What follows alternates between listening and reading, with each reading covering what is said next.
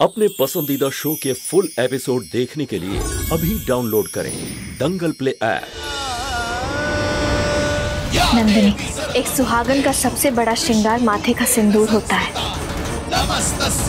इसे इनकार करके तुम माता सीता का अपमान करोगे। नमस्तस्यै नमस्तस्यै नमस्तस्यै नमो नमः। या देवी सर्वभूतेषु शान्तिरूपेण संस्थिता।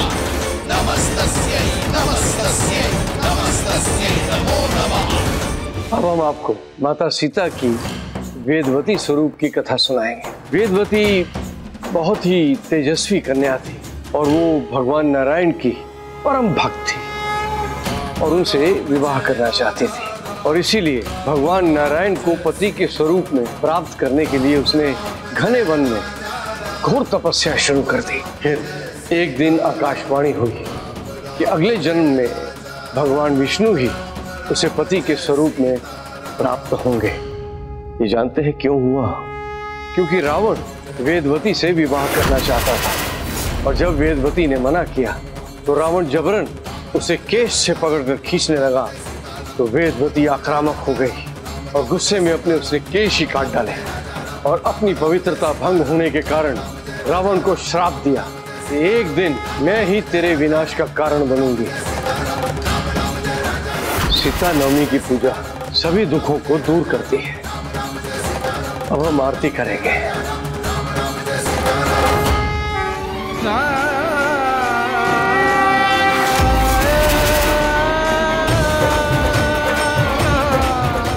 आज सीता नवमी के अवसर पर दोनों भाइयों के बीच के दुश्मनी की हर दीवार गिरा देंगे। हमें बस आपका आशीर्वाद चाहिए माँ।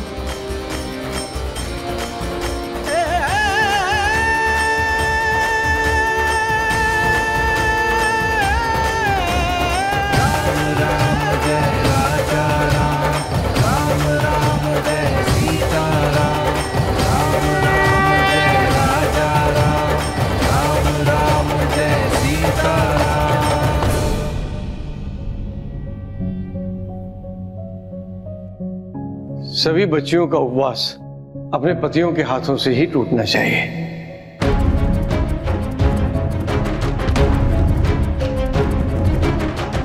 आज तुम्हारा व्रत मैं अपने हाथों से तुड़वाऊंगा सुमन।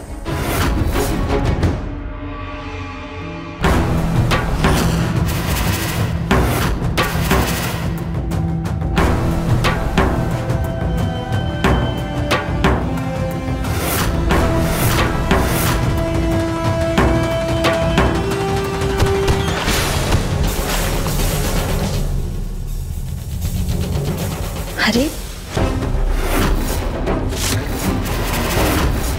सॉरी, गलती से हो गया तो आपको चेंज करना होगा।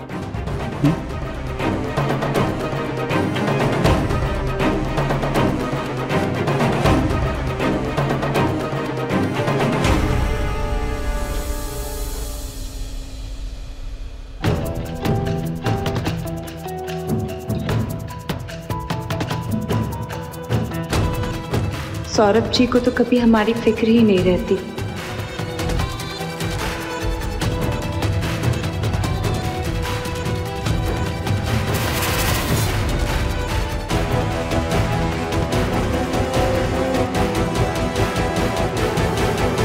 सुन, तुम्हें भी प्यास लगी होगी, लो जूस में लो।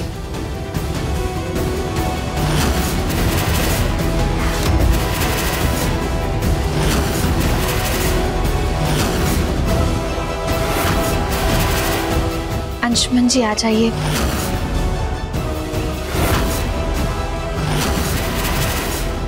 हमारा व्रत खुलवा दीजिए।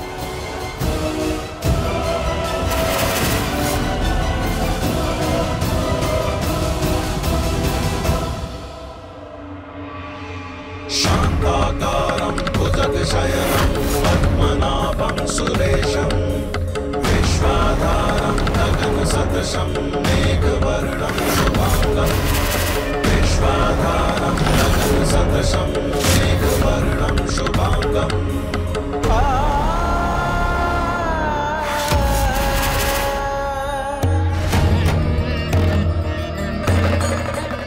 अंशुमन जी, हम अभी आते हैं।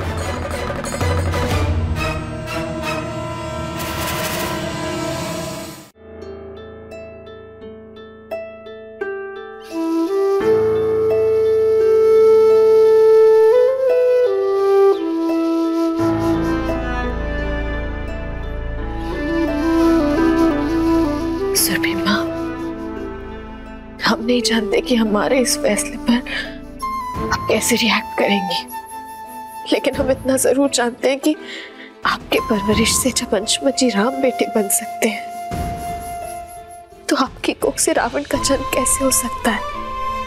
कहते हैं कि रावण को हमेशा सीता मैया को पाने की जिद थी और देवती मैया का श्राप, लेकिन रावण की नीयत में खोट नहीं था। जिस दिन नंदन हमें पाने की जिद छोड़कर अपनी जिंदगी में आगे बढ़ जाएगा ना सुरभि माँ, उस दिन सब ठीक हो जाएगा, सब कुछ पहले जैसा हो जाएगा।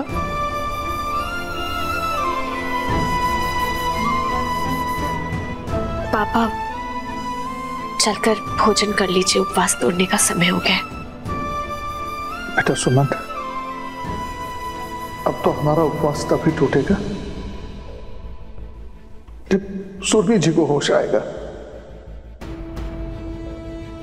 नहीं पापा, एक पत्नी का विश्वास सबने देखा और सुना है, लेकिन आप जैसे पति बहुत कम हैं। हमारा यकीन कीजिए, सीता मैया और राम जी जरूर आपकी मनोकामना सुनेंगे, लेकिन आपका ऐसे भूखा रहना सही नहीं है। चलिए चलकर उपवास तोड़ लीजिए। पापा चिंता मत कीजिए, सब ठीक हो जाएगा।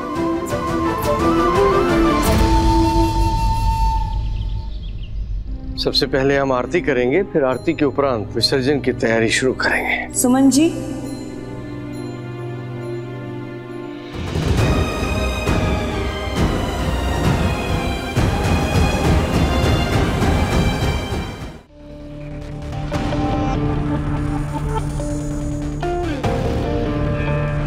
मुझे पता चला है कि यहाँ एक तीसरा एंगल भी है,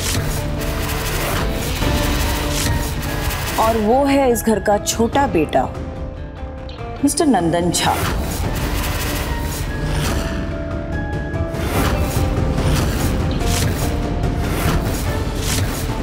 मैंने सुमन, अंशुमन और नंदन झा की सारी कहानी सुन ली है और उसके बाद ही इस नतीजे पे पहुंची हूँ। मिस्टर नंदन झा, आप आगे आइए, मुझे आपके सिग्नेचर्स चाहिए।